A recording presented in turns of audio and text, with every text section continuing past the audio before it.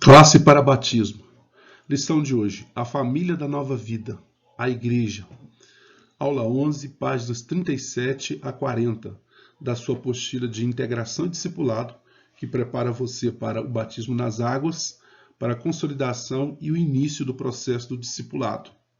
Então hoje nós vamos estudar sobre a igreja. E para falar de igreja nós precisamos falar de família, porque a igreja é uma família. E quando se fala de família, segundo a Constituição Federal de 1988, a família ela é a base da sociedade e ela tem uma proteção especial do Estado. E como é bom, né, a gente fazer parte da família. Nós vamos crescendo, nos tornando adultos e vamos lembrando de quando crianças, né, aquela vida ali junto com os nossos pais, continuamente com os nossos irmãos. A família é algo assim essencial para a vida de cada pessoa e para a sociedade, isso é óbvio. Ela é a célula máter da sociedade. Agora, como também deve ser ruim as pessoas não terem família, não é? E nós vamos querer ouvir de você, né? Como é a sua experiência familiar, não é? Certamente, sem entrar em detalhe, como a minha, de muitos outros, é uma experiência de alegrias, de tristezas, de conflitos, de resoluções de conflitos, né? Mas no final é sempre uma experiência boa. Eu nunca vi alguém dizer que mesmo às vezes não tendo aquela família exemplar, que não gostasse da sua família. Eu nunca vi alguém aceitar uma outra pessoa de fora falar mal de um membro da família. Porque membro da família, irmão é irmão, pai é pai. Então isso é fundamental para a nossa vida. E muito mais, queridos, para a nossa vida espiritual. Né? Quando nós nos convertemos, nós ganhamos uma nova família. Foi isso que Jesus ensinou em Mateus 6,9. E Jesus nos falou o seguinte em Mateus 6,9. Portanto, orai vós deste modo: Pai nosso que estais no céu, santificado seja o teu nome. Nós ganhamos uma família. Não é pai meu, mas é pai nosso. Eu faço parte de uma nova família, uma família espiritual. Em 1 Coríntios capítulo 12, versículo 27, Paulo diz: Ora, vós sois corpo de Cristo, individualmente membros desse corpo, né? Então nós fazemos parte de uma família espiritual, né? Uma família diferente daquela família natural que você conviveu, porque nessa família Deus é o nosso Pai, né? Jesus é o nosso irmão e o Espírito Santo é aquele que trabalha no seio dessa família. Então bem-vindo à família. A igreja é uma família, deve viver como uma família, né? Quando nós nos convertemos, nós começamos a nossa caminhada cristã, nós então ingressamos nessa nova família. É muito importante salientar que a igreja, ela não é um prédio, não é uma instituição, né? Mas segundo a palavra de Deus, é uma grande família. A igreja é a reunião daqueles que se converteram a Cristo e que tem Deus como Pai. Não é? Então, passe a visualizar a igreja como uma família. Estenda os seus laços de comunhão com outras pessoas dentro da igreja. Cresça, né? Procure estar com essas pessoas. Veja elas como seu irmão, como sua irmã, não é? Como alguém que pode lhe ajudar e que você também pode ajudá-la a crescer na fé. Então, veja a igreja como família. A partir do momento que a pessoa é batizada, né, em nome do Pai, do Filho e do Espírito Santo, algo que vai acontecer com você em breve, você passa a se identificar como membro da família.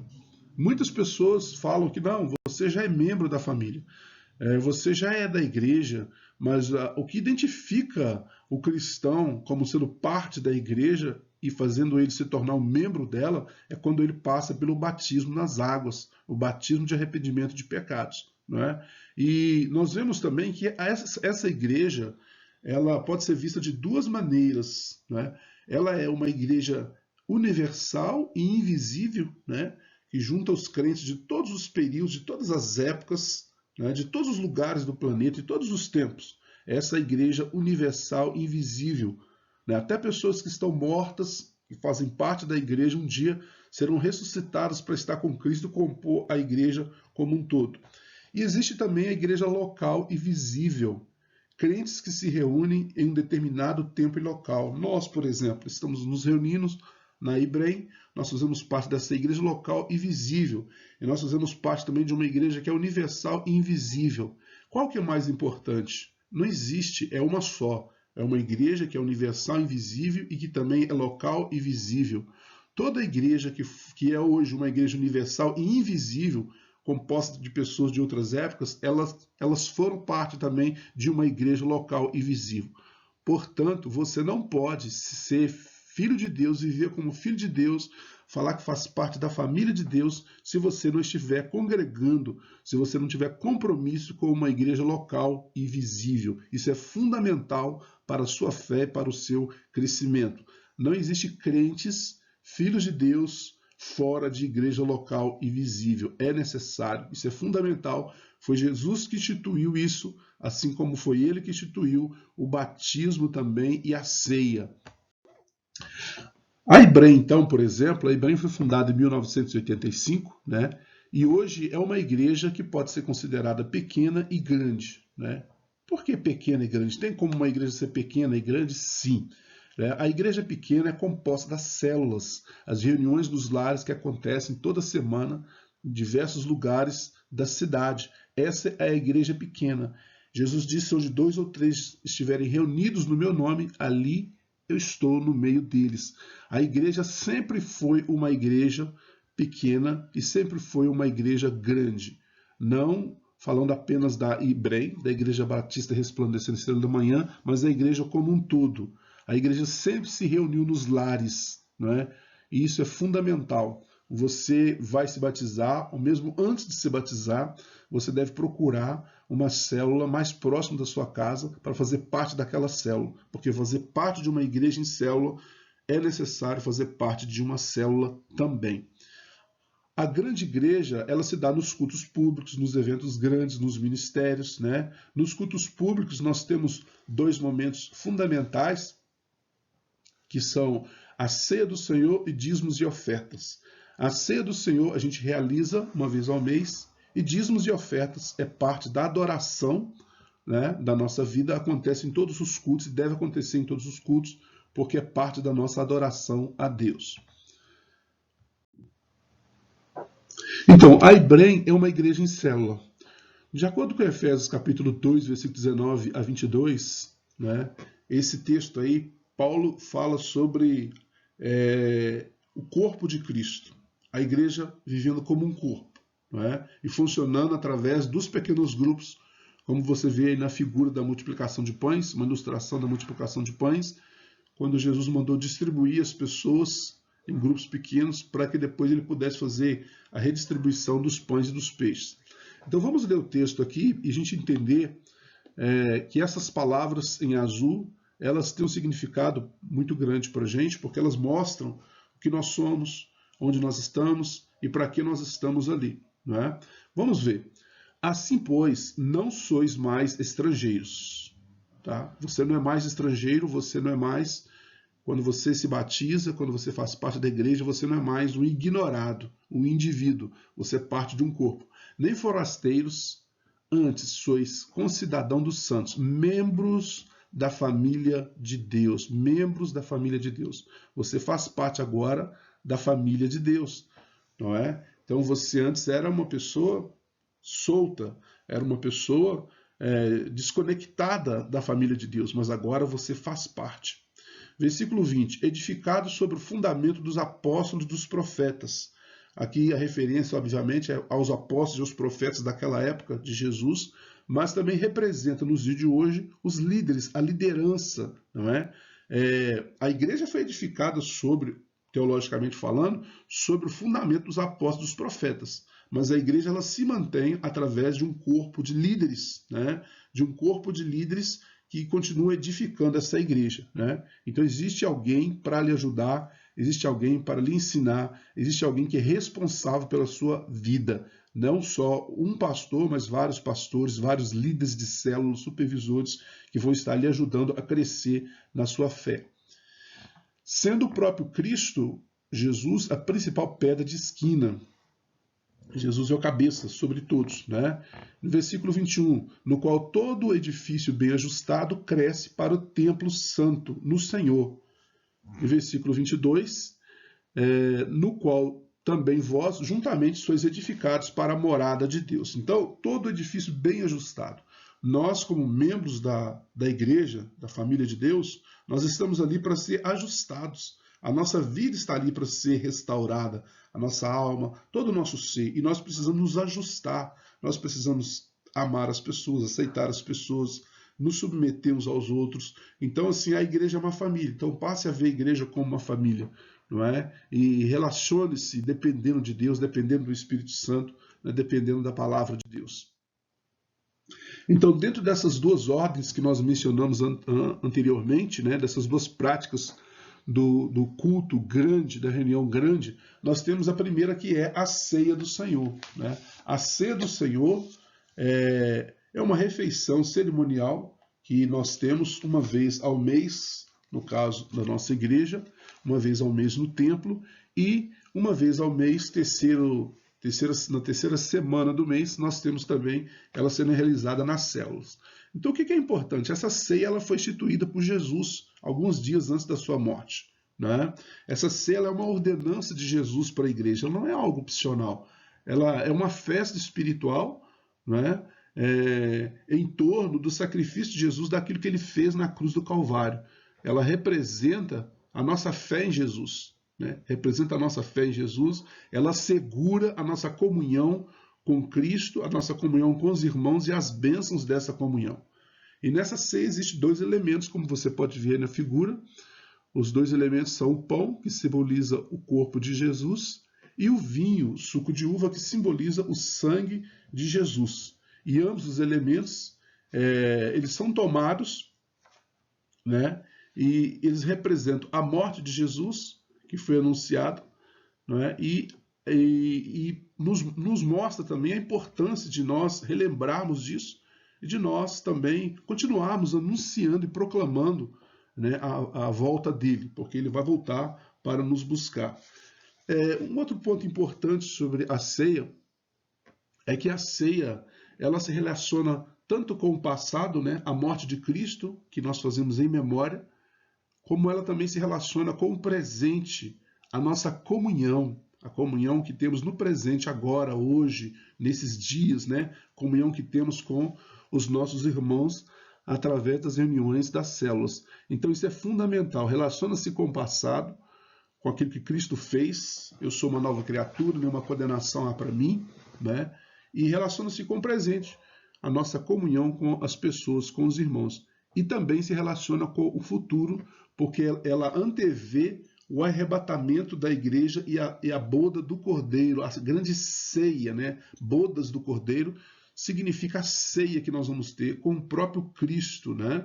E que vai ser lá no céu. Vai ser uma ceia espiritual, mas vai haver uma ceia lá no céu. Apocalipse 19:9 fala sobre isso. Então, nós vemos aí essas três perspectivas da ceia do Senhor que são importantes: passado, presente e futuro. Isso também mostra a importância que tem essa prática na nossa vida. Então, quero salientar para você que é fundamental você participar da ceia, né? Nunca deixe de participar da ceia a partir do momento que você se batiza. Não deixe de participar, porque se você deixar de participar, a sua vida ela é bloqueada, né? A sua vida é paralisada. Então é importante, se você errar, você deve se consertar, né? E tomar ceia. Não importa o que acontecer com você, participe da ceia, mas faça segundo aquilo que as Escrituras nos ensinam que devemos fazer para participar.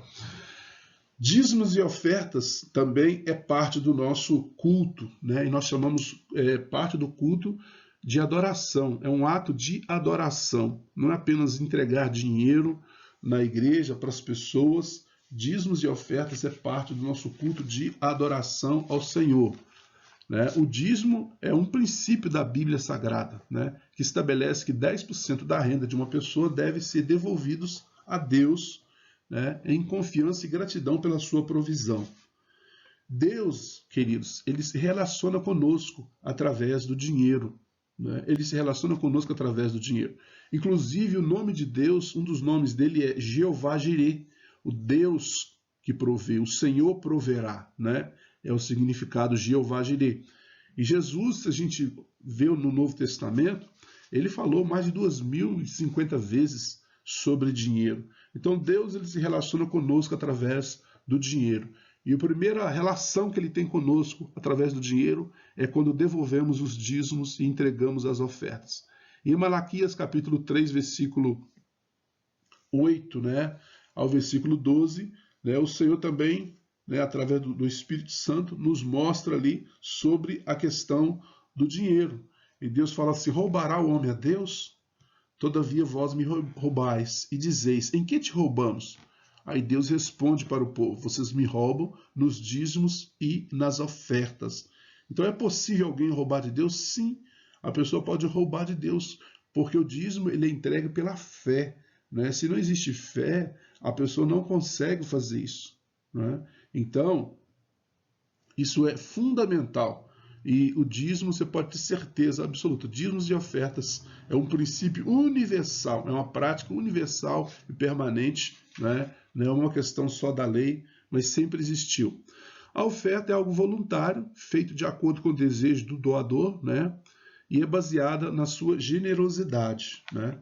Então, assim, quando alguém te perguntar: o dízimo é da lei. Não, o dízimo não é da lei, né? O dízimo é antes da lei, porque Melquisedeque, ele deu dízimo, né? O dízimo em relação a Cristo Melquisedeque, o dízimo, ele é anterior à lei. Ele sempre fez parte da relação do homem com Deus.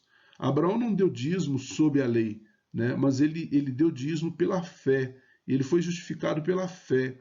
Então, quando nós entregamos o dízimo, nós não estamos entregando a homem, a igreja, a prédio, não é? Nós estamos entregando ao próprio Cristo, nós estamos entregando a Jesus, né? Porque Jesus é semelhante a Melquisedeque, né?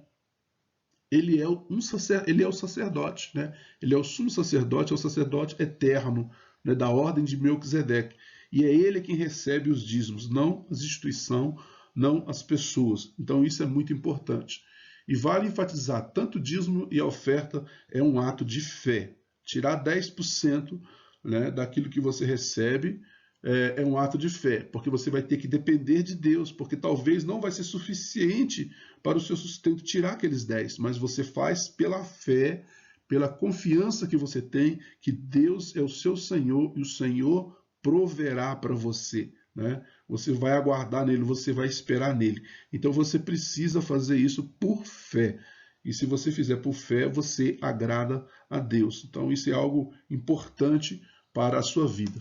Quanto às ofertas também, é muito importante você entender que você precisa ter consciência de que você deve ofertar com alegria. Não é porque você tem necessidade, né? Você precisa ofertar, às vezes, por sacrifício, né? Às vezes você não tem o suficiente, mas você oferta por sacrifício sagrado a Deus, né? É muito importante você saber que se você ofertar pouco, você vai colher pouco, mas se você ofertar muito, você vai colher muito.